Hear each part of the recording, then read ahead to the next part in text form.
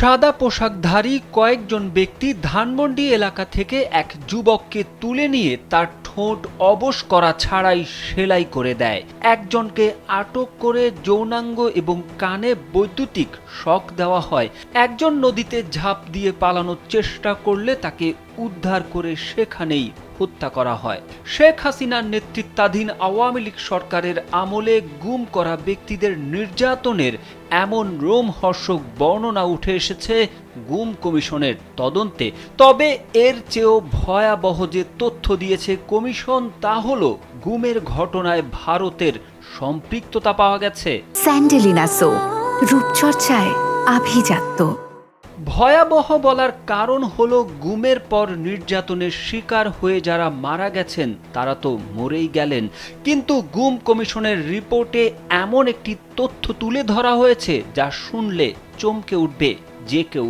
Commission তাদের প্রতিবেদনে জানিয়েছে, আইন শৃঙ্খলা রক্ষাকারী বাহিনীর মধ্যে একটি জোরালো ইঙ্গিত রয়েছে যে কিছু বন্দী এখনও ভারতের জেলে থাকতে পারে।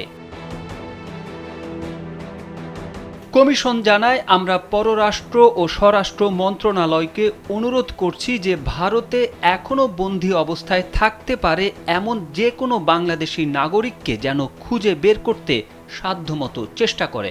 বাংলাদেশের সীমানার বাইরে এই বিষয়টি তদন্ত করা কমিশনের এখতিয়ার বহির্ভূত কাজ। প্রতিবেদনে উল্লেখিত দুটি বহুল আলোচিত ঘটনা গুমের এই কার্যক্রম কিভাবে পরিচালিত হয়েছিল তা বোঝার জন্য গুরুত্বপূর্ণ প্রমাণ সরবরাহ করে। ঘটনা দুটির একটি হলো বাংলাদেশ সুপ্রিম কোর্ট প্রাঙ্গণ থেকে অপহৃত হয়ে ভারতীয় কারাগারে উপস্থিত হওয়া সুখরঞ্জন বালির ঘটনা এবং আরেকটি হলো বিএনপি নেতা সালাউদ্দিন আহমেদের ঘটনা। প্রতিবেদন অনুযায়ী জানা যায়, কারাগারের বাইরে হিন্দি ভাষায় কথা বলতে শোনা যেত।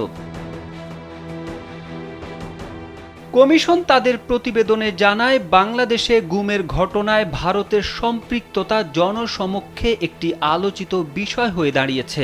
সাবেক বিচারপতি মাইনুল ইসলাম চৌধুরীর নেতৃত্বাধীন 5 সদস্যের কমিশন সম্প্রতি সত্য উদ্ঘাটন শিরোনামে প্রতিবেদনটি রাষ্ট্রীয় অতিথি ভবন যমুনায় প্রধান উপদেষ্টা অধ্যাপক ডক্টর মোহাম্মদ ইউনূসের কাছে হস্তান্তর করেছে।